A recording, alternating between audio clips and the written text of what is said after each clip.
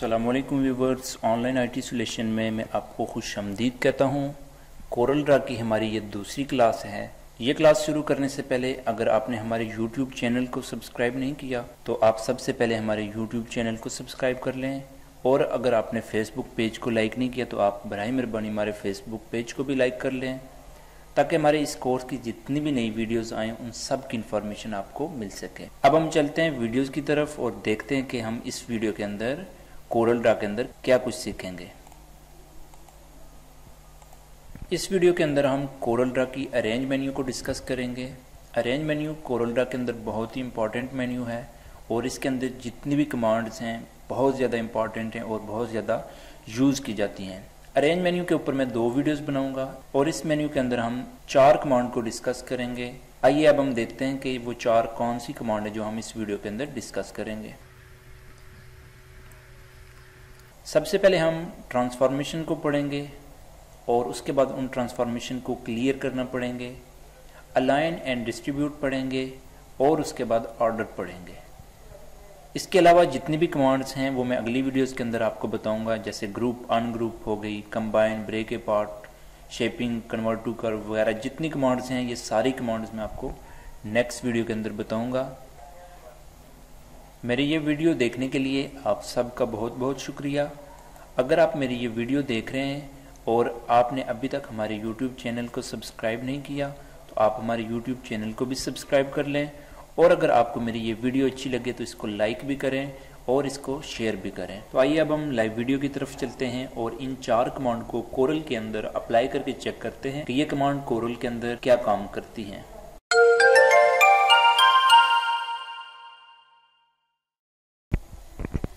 अभी हम Corel Draw के ऊपर मौजूद हैं और कोरल ड्रा के अंदर अरेंज मेन्यू को हम यहाँ प्रैक्टिकली देखेंगे।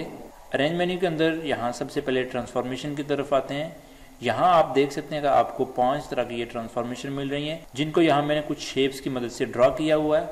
अब हम प्रैक्टिकली इन 5 कमांड को देख लेते हैं। सबसे पहले हमारे पास पोजीशन आती है। पोजीशन जैसे मैं यहाँ पे इसको उठा के तो इसकी पोजीशन चेंज करता हूँ, यहाँ पे ले आता हूँ या मैं किसी और जगह पे इसको मूव करता हूँ तो ये इसकी पोजीशन कहलाएगी कि आप किसी भी ऑब्जेक्ट की पोजीशन चेंज कर देते हो। उसके बाद रोटेट से मुराद है किसी भी ऑब्जेक्ट को रोटेट करना या उसको घुमाना। जैसे यहाँ पे इस ऑब्जेक्ट को मैं सिलेक्ट करके यहाँ दरमियान में इस पे जब क्लिक करूँगा तो हमारे पास यहाँ पे रोटेट टूल आ जाएंगे। आप यहाँ से उस ऑब्जेक्ट को रोटेट कर सकते हो। उसके बाद हमारे पास यहाँ पे स्केल आ जाता है। स्केल किसी भी ऑब्जेक्ट को कॉर्नर से पकड़ के छोटा या बड़ा करने को कहते हैं। साइज से मुराद होती है कि किसी भी ऑब्जेक्ट की विड्थ या उसकी हाइट्स के अंदर चेंज करना। स्क्यू से मुराद होता है किसी भी ऑब्जेक्ट को राइट या लेफ्ट साइड की तरफ झुका देना। जैसे यहाँ पे मैं स्क्यू यूज करने के लिए इस ऑब्जेक्ट के मिड पॉइंट पे क्लिक करूंगा तो हमारे पास यहाँ पे ये 2 जो एरो नजर आ रहे हैं इनकी मदद से हम ऑब्जेक्ट को स्क्यू कर सकते हैं। जैसे इसको मैं इस साइड पे मूव कर रहा हूँ या फिर मैं यहाँ से इसको इस साइड पे मूव कर लूँ तो ये स्क्यू कहलाता है। उम्मीद है ये 5 चीजें आपको समझ आ गई होंगी। अब हम नेक्स्ट देखते हैं कि इन ट्रांसफॉर्म को क्लियर कैसे किया जाता है। जैसे इस ऑब्जेक्ट की तरफ देखें तो इस ऑब्जेक्ट को हमने रोटेट किया हुआ है और इस ऑब्जेक्ट के ऊपर हमने रोटेट ट्रांसफॉर्मेशन यूज की हुई है। अगर इसको मैं क्लियर करना चाह रहा हूँ तो आप यहाँ से आके क्लियर ट्रांसफॉर्मेशन करेंगे तो यहाँ पे बिल्कुल वो सारी ट्रांसफॉर्म खत्म हो जाएंगी। उसके बाद हमारे पास अरेंज में आके तो यहाँ से जब हम क्लियर करेंगे तो साइज भी हमारा यहाँ से खत्म हो जाएगा। अब ये चारों में सिलेक्ट करके तो यहाँ से इनको डिलीट कर देता हूँ। अब हमारे पास यहाँ पे अलाइन एंड डिस्ट्रीब्यूट है। उसके लिए मैं यहाँ पे एक ऑब्जेक्ट ड्रा कर लेता हूँ। जैसे आप यहाँ पे देख रहे हैं मैंने एक रेक्टेंगल ड्रा किया है और इसको मैं यहाँ से कोई भी कलर फिल कर लेता हूँ।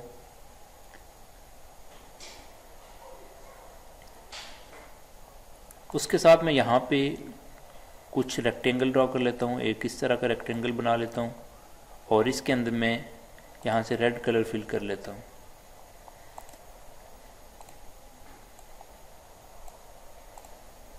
अब मैं चाह रहा हूँ कि ये रेक्टेंगल मुझे यहाँ पे भी चाहिए, यहाँ पे भी चाहिए, इस तरह यहाँ नीचे वाली साइड पे भी चाहिए। तो उसके लिए एडिट के अंदर आके तो यहाँ से हम कंट्रोल D या डुप्लीकेट की कमांड यूज़ करेंगे। सेम साइज के अंदर एक और ऑब्जेक्ट हमारे पास यहाँ पे आ जाएगा। अब मैं यहाँ से कंट्रोल डी प्रेस करूँगा तो हमारे पास तीसरा ऑब्जेक्ट भी यहाँ पे आ जाएगा। अब यहाँ पे इन तीनों ऑब्जेक्ट को मैं अलाइन करना चाह रहा हूँ, हॉरिजॉन्टली इक्वल करना चाह रहा हूँ, तो उसके लिए यहाँ पे अरेंज में आके तो अलाइन एंड डिस्ट्रीब्यूट के अंदर हमारे पास यहाँ पे अलाइन सेंटर हॉरिजॉन्टल ई इसकी शॉर्ट की है, क्लिक करेंगे तो ये ऑब्जेक्ट बिल्कुल एक लाइन के अंदर इक्वल हो जाएंगे। और अगर यहाँ पे मैं इनको कंट्रोल डी प्रेस करके डुप्लीकेट कर लेता हूँ और यहाँ पे नीचे वाली साइड पे इनको मैं रख लेता हूँ यहाँ पे। अब इस ऑब्जेक्ट को मैं इसके बराबर करना चाह रहा हूँ, इसको इसके बराबर करना चाह रहा हूँ और इसको मैं इसके बराबर करना चाह रहा हूँ। उसके लिए हमें अलाइन सेंटर वर्टिकल जिसकी सी शॉर्ट की है वो कमांड यूज़ करनी पड़ेगी। इन दो ऑब्जेक्ट को सिलेक्ट करके तो यहाँ पे मैं सी प्रेस करूँगा या फिर यहाँ अरेंज के अंदर आके अलाइन एंड डिस्ट्रीब्यूट और यहाँ पे हमारे पास अलाइन सेंटर वर्टिकली इस पर क्लिक करूँगा तो देख लें आप ये ऑब्जेक्ट बिल्कुल एक दूसरे के इक्वल हो गए। उसके बाद मैं इसको सिलेक्ट करके तो यहाँ पे भी सी प्रेस करूँगा और इसको सिलेक्ट करके तो यहाँ पे भी मैं सी प्रेस करूँगा। तो इस तरह से ये ऑब्जेक्ट मैंने हॉरिजॉन्टली और वर्टिकली अलाइन कर लिए। अब ये सारे ऑब्जेक्ट बिल्कुल अलाइन में एक दूसरे के इक्वल हैं। उसके लिए हम यहाँ पे मोस्टली ये दो कमांड ही यूज़ करते हैं, अलाइन सेंटर हॉरिजॉन्टल और अलाइन सेंटर वर्टिकल। अभी आप देख सकते हैं हमारे पास ये कमांड हाइड हो गई हैं। इन कमांड को हम यहाँ पे अगर देखें तो आप देख सकते हो एक ऑब्जेक्ट यहाँ हमें नज़र आ रहा है और एक ऑब्जेक्ट यहाँ पे नीचे वाली साइड पे नज़र आ रहा है। इसका मतलब ये है कि ये कमांड अप्लाई करने के लिए आपके पास दो ऑब्जेक्ट सिलेक्ट होने चाहिए। अगर आप एक ऑब्जेक्ट सिलेक्ट करके तो ये कमांड अप्लाई करोगे तो ये तब भी हाइड होंगे। आपने अगर ये कमांड यूज़ करनी है तो उसके लिए आपको दो ऑब्जेक्ट सिलेक्ट करके अरेंज में आके तो यहाँ पे आप देखेंगे तो आपको वो कमांड नजर आएंगी। उम्मीद है ये कमांड भी आपको समझ आ गई होंगी। अगर आपको इनकी समझ ना आए तो ये वीडियो एक बार फिर देख लें और अगर तब भी आपको कोई भी कंफ्यूजन होती है आप मुझे इसके बारे में ज़रूर नीचे कमेंट बॉक्स में बताइएगा। अब हम आगे align left, align right, top, bottom ये चार अलाइनमेंट भी यहाँ पे डिस्कस कर लेते हैं। उसके अलावा सेंटर टू पेज जिसकी पी शॉर्ट तो ये कमांड भी हम यहाँ पे देख लेते हैं। ये सारे ऑब्जेक्ट सिलेक्ट करके तो मैं यहाँ पे इनको डिलीट कर देता हूँ। अब मैं यहाँ पे एक रेक्टेंगल ड्रॉ कर लेता हूँ। मैं चाह रहा हूँ कि ये रेक्टेंगल मुझे यहाँ पे कॉर्नर पे चाहिए। जैसे आप किसी भी बैनर या विजिटिंग कार्ड के नीचे वाली साइड पे देखेंगे तो आपको वहाँ पे एड्रेस नज़र आएगा या फिर वहाँ पे फ़ोन नंबर लिखा होता है। तो वो एड्रेस बार क्रिएट करने के लिए हम ये कमांड यहाँ पे यूज़ करते हैं। उसके लिए मैं ये सारे ऑब्जेक्ट सिलेक्ट कर लेता हूँ, बैकग्राउंड को भी और वो छोटे रेक्टेंगल को भी सिलेक्ट करने के बाद मैं यहाँ पे अलाइन एंड डिस्ट्रीब्यूट के अंदर आके अगर मैं एल प्रेस करूँगा या फिर यहाँ से अलाइन लेफ्ट करूँगा तो ये लेफ्ट साइड पे ऑब्जेक्ट अटैच हो जाएगा। अगर टॉप पे करना है तो टी प्रेस करूँगा, राइट साइड पे इसको करना है तो आर प्रेस करूँगा और अगर मैंने बॉटम वाली साइड पे करना है तो बी प्रेस करूँगा। तो मुझे यहाँ पे ये बॉटम वाली साइड पे चाहिए था ऑब्जेक्ट। उसके बाद आपने इस रेक्टेंगल को सिलेक्ट करके इसको आपने इस साइड पे मूव कर लेना है और यहाँ पे आप इसके अंदर कोई भी कलर फिल कर सकते हो। तो इस तरह से आप किसी भी विजिटिंग कार्ड या बैनर्स के नीचे आप एड्रेस बार क्रिएट कर सकते हो। उसके लिए आपको यहाँ पे अलाइन के अंदर आके तो अलाइन एंड डिस्ट्रीब्यूट और ये कमांड आपको यूज़ करनी पड़ेंगी। उसके बाद हमारे पास सेंटर टू पेज जिसकी पी शॉर्ट की है वो कमांड आती है। जैसे ये ऑब्जेक्ट है यहाँ पे सर्कल, मैं इसको मूव करना चाह रहा हूँ पेज के सेंटर में, तो मैं डायरेक्ट यहाँ से पी प्रेस करूँगा तो ये इस पेज के सेंटर में हमें नज़र आएगा। उसके बाद हमारे पास यहाँ पे ऑर्डर की कमांड है। अब ऑर्डर को हम डिस्कस करेंगे। उसके लिए मैं यहाँ से 2-3 सर्कल ड्रॉ कर लेता हूँ। अब इन सब के अंदर मैं यहाँ से डिफरेंट कलर फिल कर लेता हूँ।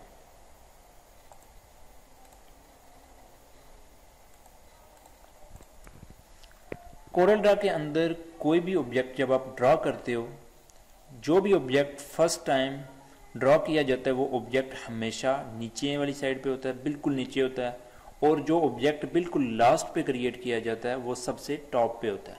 लेकिन बाद वक़्त इन ऑब्जेक्ट्स को हमें ऊपर नीचे करना होता है, मूव करना होता है, किसी को ऊपर लाना होता है, किसी को नीचे लेके जाना होता है। तो उसके लिए हम ऑर्डर में जाके तो front minus back, back minus front या फ्रंट बैक वो कमांड यूज़ करते हैं।